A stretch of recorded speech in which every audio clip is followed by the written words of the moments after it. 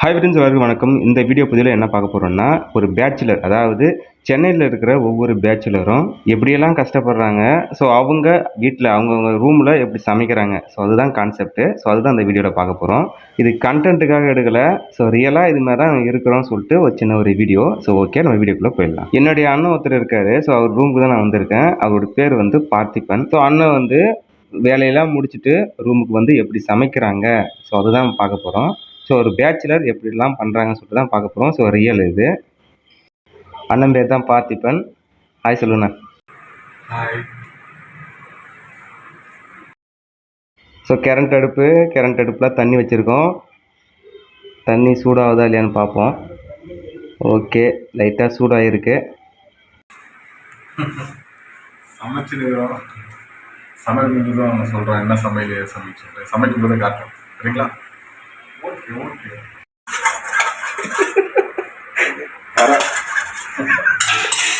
தரம் நல்லது.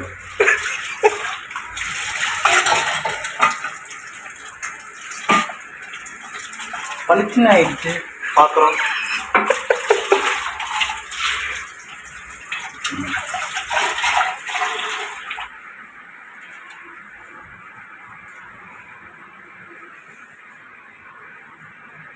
அதாவது நான்வெஜ் சமைச்சோம்னா வேறு லெவலில் இருக்கும். அது இன்னும் நாளைக்கு பார்த்துருவாங்க. என்னன்னா ஹைலைட்டு, இந்த நேரத்தில் யார் ஆகணும் பசங்க இப்போ துளைக்க நிற்கிறாங்க.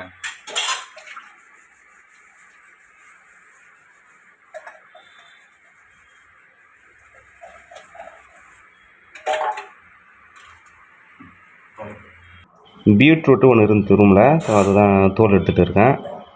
அடுத்ததாக வந்து வெங்காயத்துக்கு தோல் எடுத்துருவோம். ஸோ தோல் இதெல்லாம் மொத்தமாக காமிச்சோன்னா டைம் அதிகமாகும். ஸோ அதனால் கொஞ்சம் ஓட்டி காமிக்கிறேன். வேறு எதுவும் இல்லை, கொஞ்சம் ஸ்பீடு பண்ணி காமிச்சிருக்கேன். வேறு எதுவும் இல்லை. ஸோ வெங்காயத்துக்கு தோல் எடுத்தாச்சு. அதுக்கப்புறமா தக்காளி. அதுக்கப்புறம் பார்த்தீங்கன்னா முருங்கைக்காய் 2 வாங்கிட்டு வந்தோம். ஒரு முருங்கைக்காய் 6 ரூபாங்க. நம்ம ஊரில் பார்த்தீங்கன்னா 10 ரூபா ஒரு கத்தை கொடுத்து வாங்கிறதுக்கு நம்ம யோசிப்போம். ஒரு முருங்கைக்காய் 6 ரூபா, 7 ரூபான்னு விற்கிறாங்க. அதெல்லாம் அந்த வெங்காயம் வெட்டுறதுக்கு கண்ணெல்லாம் எரிஞ்சு போயிடுச்சு. கண்ணு ஃபுல்லாக தக தக தகன்னு எரியுது.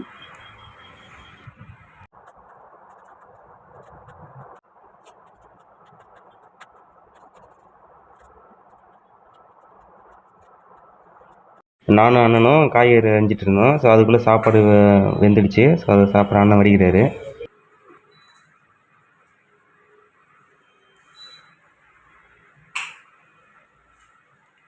சாப்பாடு ரெடி ஆயிடுச்சு. அடுத்ததாக குழம்புக்கு தான். ஸோ அண்ணன் எண்ணெய் ஊற்றுறாரு.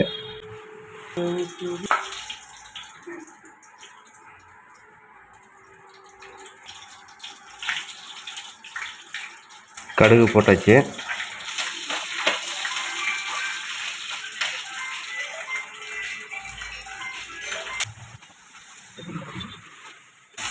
கொஞ்சம் சிறிதளவு சால்ட் உப்பு போட்டு வதக்கினீங்கன்னா சீக்கிரம் வதங்கிடும். வெகு விரைவில் வதங்கிடும்.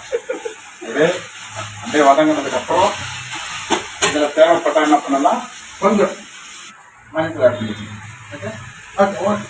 அண்ணன் வந்து வேலை செய்கிறாங்கன்னு சொன்னேன். என்ன வேலைன்னு பார்த்தீங்கன்னா, சினிமாவில் சின்ன சின்ன ரோல் கிடைக்கும்போது அண்ணன் போயிட்டு அந்த ரோலை வந்து நடித்து கொடுத்துட்டு வருவார். சின்ன வேடங்கள் கிடைக்கும். ஸோ பெரிய வேடங்களாக கிடைக்குன்னு சொல்லிட்டு கடவுளை பிரார்த்திக்கிறேன். மஞ்சள் கலர் ஆகி வச்சுங்க. இல்லம்மா தர்மசினியா சமைக்கும் போதுமா சூப்பரா இருக்குமா. இல்லம்மா லவபிள் லவபிள்.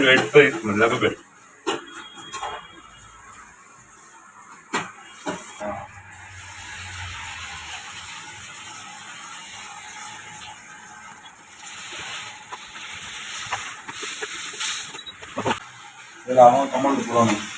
என்ன எப்படி பேச மாட்டேங்கிறீங்க, இன்னும் அதில் என்ன நான் போடணும் எது போட்டு.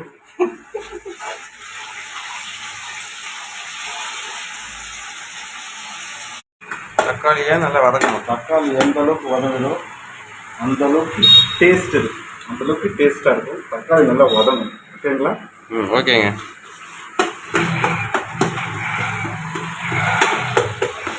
இப்போ பாரதி ஆண்டி குழம்ப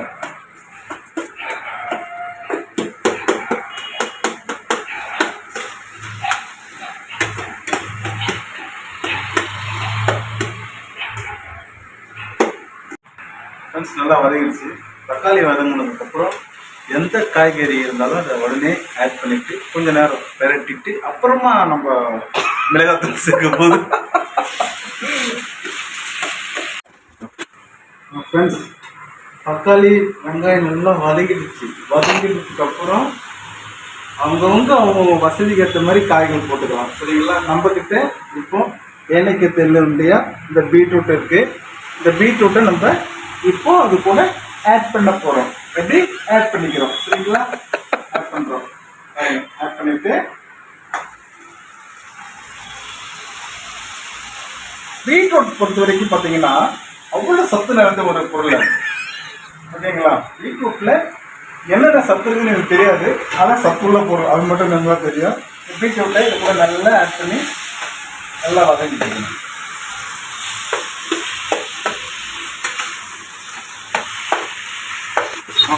ஃப்ரெண்ட்ஸ் ஒரு முக்கியமான விஷயத்தை நான் உங்கள்கிட்ட சொல்ல மறந்துருக்கேன். சாரி, என்கிட்ட இன்னொரு காய்கறி இருக்கு. அந்த காய்கறி ஸ்பெஷலான காய்கறி பாருங்க. இதையும் நம்ம இப்போ இது கூட ஆட் பண்ணுறோம். ஓகேங்களா?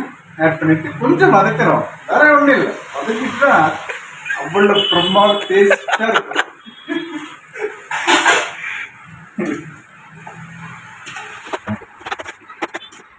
சில பேர் என்ன பண்றாங்கன்னா தக்காளி நல்லா வதங்கினதுக்கு அப்புறம் என்ன பண்றாங்க, மிளகாத்தூள் போட்டு தண்ணியை ஊற்றிட்டு நல்லா கொதி வந்ததுக்கு அப்புறம் காய் ஆட் பண்ணுவாங்க. அப்படி ஆட் பண்ணீங்கன்னா சத்தியமா டேஸ்ட் இருக்காது.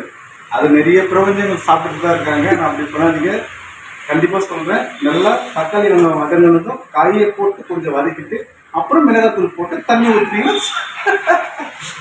ஆமா நல்லா இருக்கும்.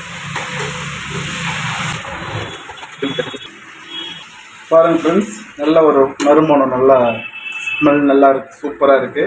இந்த முருங்கைக்காவும் இந்த பீட்ரூட்டும் சேர்ந்து அது ஃப்ளவர் கொடுத்து செம்ம சூப்பராக இருக்குது. இப்போ என்ன பண்ணணும், கம்மி பண்ணிட்டு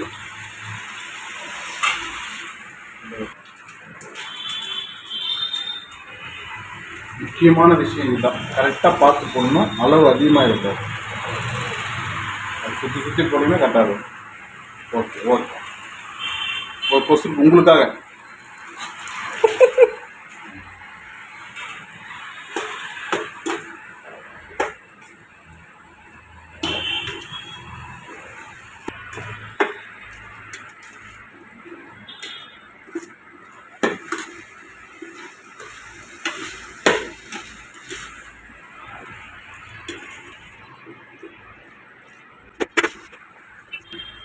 அவ்வளோதான் ஃப்ரெண்ட்ஸ், சுத்தமான தண்ணி ஊற்றி ஒரு பெருட்டிங்கன்னா அருமையான குழம்பு ரெடி ஆகிடும். ஆனால் கொதிக்க விடணும், வெயிட் பண்ணி.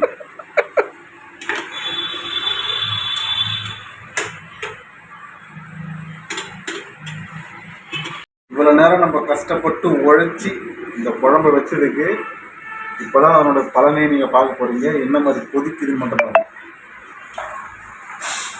Wow, beautiful. இந்த மாதிரி கலரில் இருக்குது பார்த்தீங்களா குழம்பு,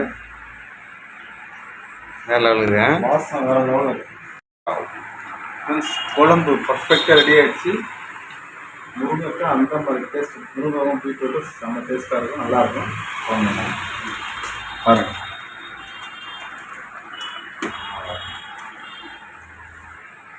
சரி.